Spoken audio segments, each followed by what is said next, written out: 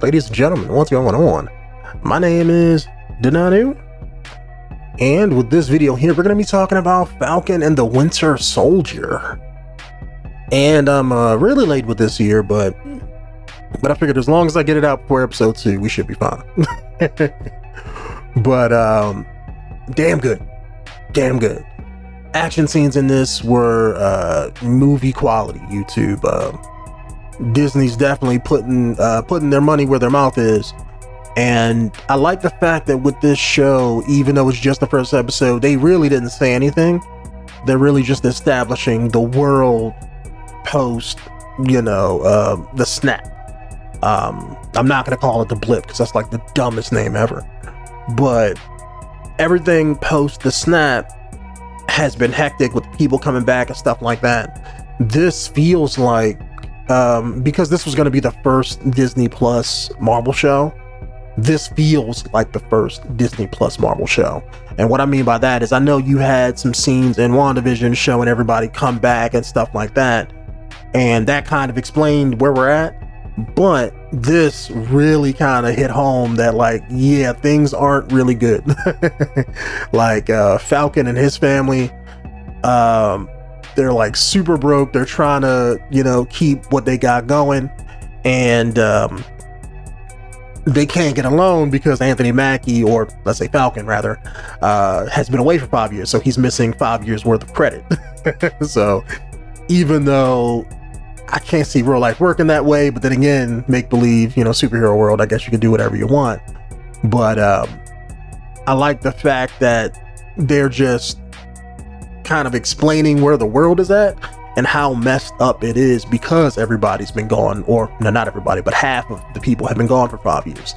So he's still working with the military, doing what he can, doing jobs, being the Falcon.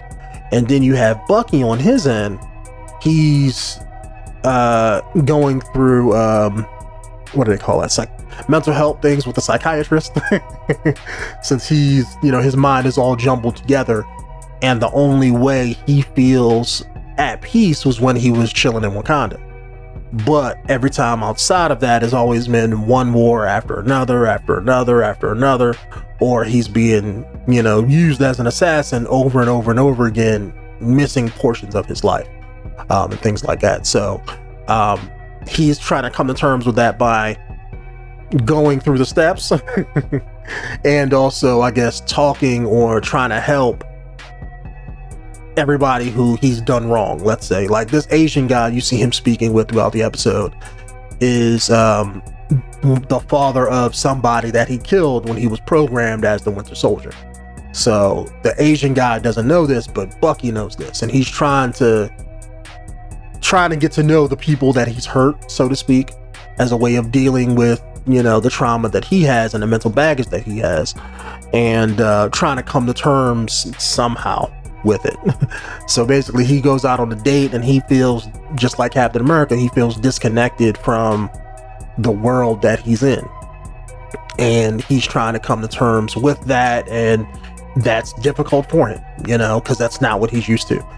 In Falcon's case, he's trying to go back to normal, but everybody else has progressed around him. So he gets a little bit of what Bucky and Captain America feel like when you're gone for an extended period of time and come back.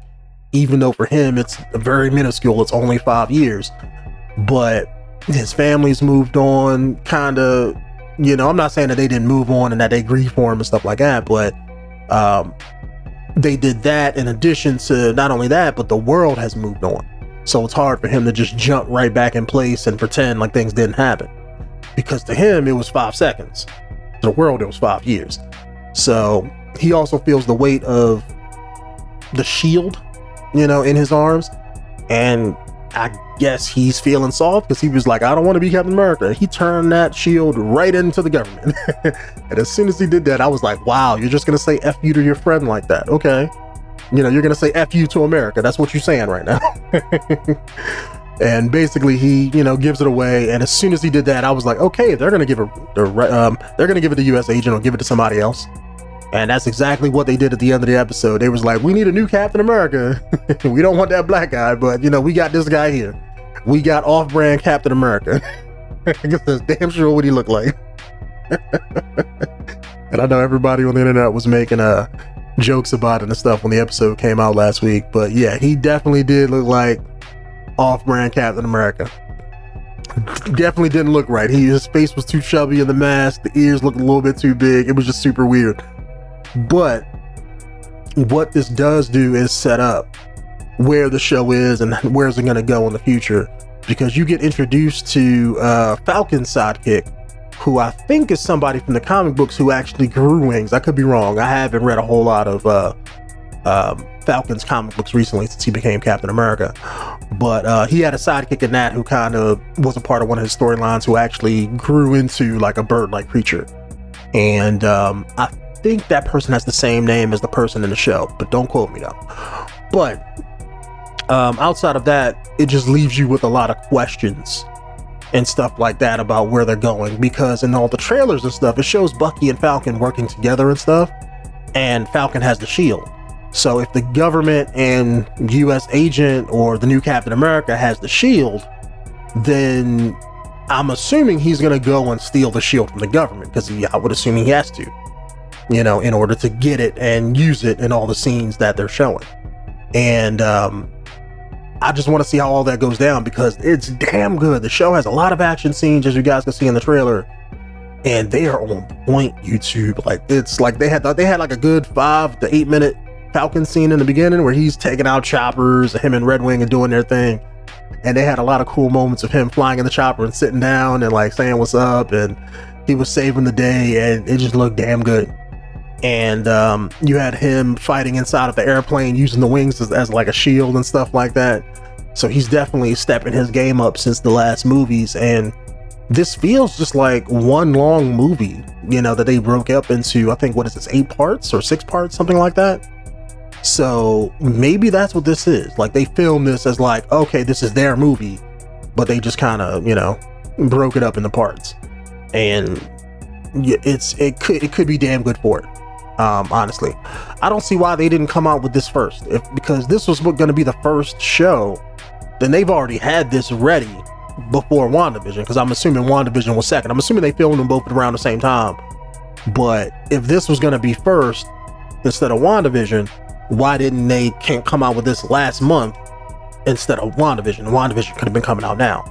I don't know why they made the switch.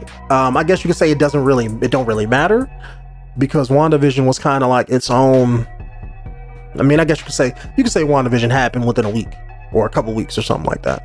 So it's not a major timeline event type thing. You know, for those people who were there, yes, it was. But if you weren't a part of that I forget what the town was called, but if you weren't at that town during those couple weeks, then none of it could really matter. You know, you still got, you know, your own things to deal with.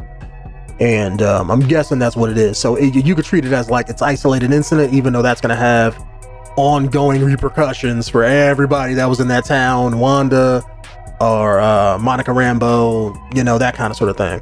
But I feel like that was mostly set up for Monica Rambeau going into Captain Marvel 2 and Wanda going into Doctor Strange 2. But this feels damn good. This feels like it had more money than WandaVision does. You know, definitely does. The CG was on point, action was on point, storyline was good. Nothing major happened because Falcon and Bucky didn't even interact in this episode. So I can't wait till this week's episode to see what triggers them meeting up and getting together. I'm guessing it's going to be something with the government. It's going to be something with this flag smasher group or whatever, this terrorist group. And I just don't know how it's going to tie in, and I'm waiting to see what the tie-in is. Like, this show is probably out of all the Disney Plus shows, is the one that I really wanted to see. WandaVision was like, I knew the storylines they were pulling from, so that didn't really surprise me at all. But with this one here, it's like I love me a spy thriller, YouTube. That's my shit. You give me a sci-fi movie, you get me a military thriller movie or a spy movie, I'm all over it. And with this one here, I'm really anxious to see what they do. Because I know it's going to end with Falcon, you know, getting the shield and becoming Captain America. And I'm just excited for the world that Marvel is setting up post Captain America and Iron Man. And I'm hoping they can continue and go forward, because I'm assuming at some point they're going to have to reboot or change reality, or something's going to happen, because they can't just keep running the heroes and killing them off and stuff like that. And, you know, because you got to make future movies out of them. So they can always, you know, change things around if they need to. But damn good first episode. Damn good. But anyways, YouTube, that's just my feeling on Falcon and the Winter Soldier. Let me know what you guys think down in the comments box below. My name is Denonu. Be safe out there, and I will see you guys in the next one. Later.